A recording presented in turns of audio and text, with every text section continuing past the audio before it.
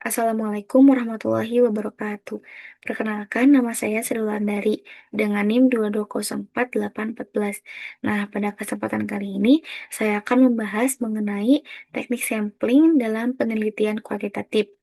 Nah, topik ini penting karena dalam penelitian kuantitatif, sampel yang kita pilih akan menentukan kualitas data dan juga keakuratan hasil penelitian. Nah, langsung saja kepada penjelasannya sebagai berikut.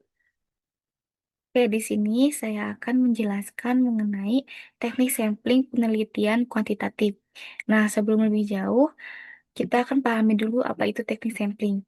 Nah, sampling adalah proses memilih sebagian anggota dari keseluruhan populasi untuk dijadikan responden penelitian. Kenapa tidak semua populasi diambil? Karena seringkali jumlah populasi terlalu besar gitu, memakan waktu, memakan biaya, dan juga tenaga. Maka dibutuhkan sampel yang representatif, yang artinya mampu menggambarkan karakteristik populasi secara akurat. Nah, apakah teknik sampling itu penting?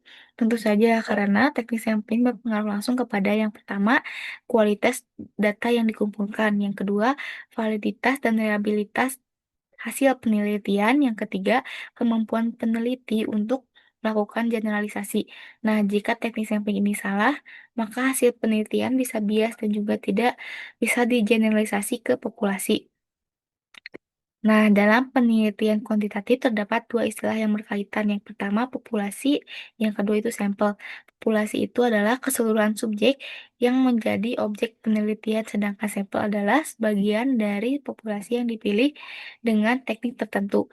Nah, sebagai contoh, jika ada populasi seluruh SMA siswa kelas 10 di sebuah sekolah, maka sampelnya mungkin hanya 90 sampai 100 siswa saja dengan dipilih menggunakan teknik tertentu.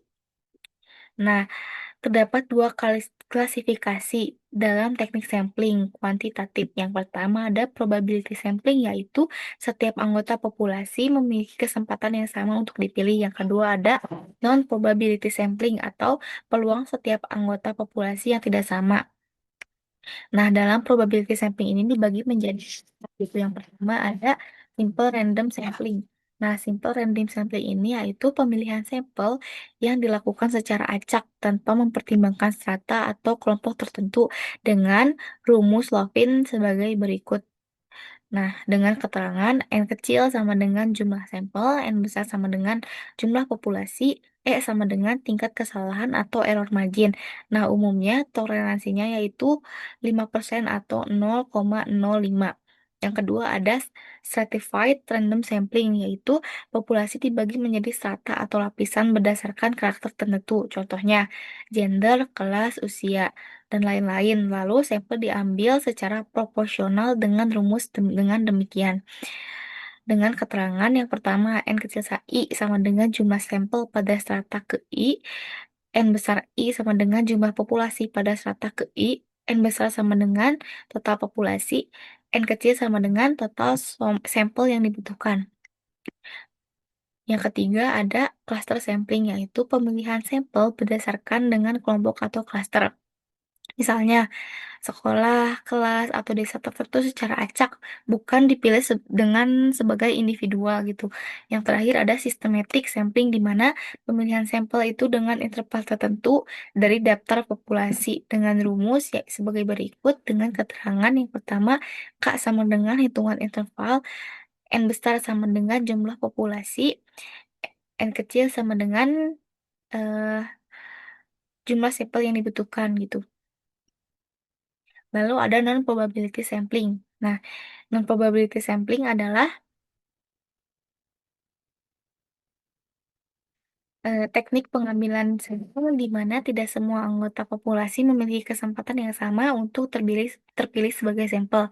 Nah, artinya sampel dipilih secara acak, secara tidak acak, melainkan berdasarkan pertimbangan tertentu, kemudahan atau ketersediaan responden. Nah, teknik probability sampling ini sering digunakan ketika peneliti memiliki keterbatasan waktu, biaya, atau akses kepada populasi. Lalu, populasi sulit dijangkau secara lengkap. Dan terakhir adalah penelitian butuh responden dengan kriteria tertentu. Nah, Non-probability sampling ini dibagi menjadi tiga. Yang pertama ada purposive sampling, yaitu pemilihan sampel dilakukan berdasarkan pertimbangan atau kriteria tertentu yang ditetapkan oleh peneliti. Nah, biasanya purposive sampling ini digunakan ketika peneliti ingin responden yang benar-benar sesuai dengan tujuan penelitian. Contohnya, penelitian tentang efektivitas gender gitu. Nah, hanya memilih peserta yang sudah mengikuti pelatihan minimal 3 kali. Yang kedua ada accidental atau convenience sampling, itu sampel yang dipilih dari siapa saja yang kebetulan atau ditemui dan mudah dijangkau oleh peneliti. Nah, biasanya digunakan ketika peneliti butuh responden yang cepat, mudah, dan juga praktis. Nah, contohnya itu menyebarkan kuesioner di mall kepada pengunjung pertama yang ditemui oleh peneliti. Lalu membagikan link Google Formulir kepada grup WhatsApp yang mudah diakses gitu. Yang terakhir ada kuota sampling, yaitu peneliti menentukan jumlah kuota sampel dari kelompok tertentu, lalu mengisi kuota tersebut tanpa proses acak. Nah,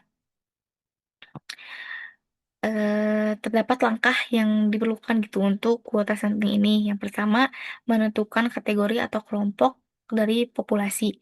Yang kedua, menentukan jumlah sampel dari setiap kelompok atau kuota.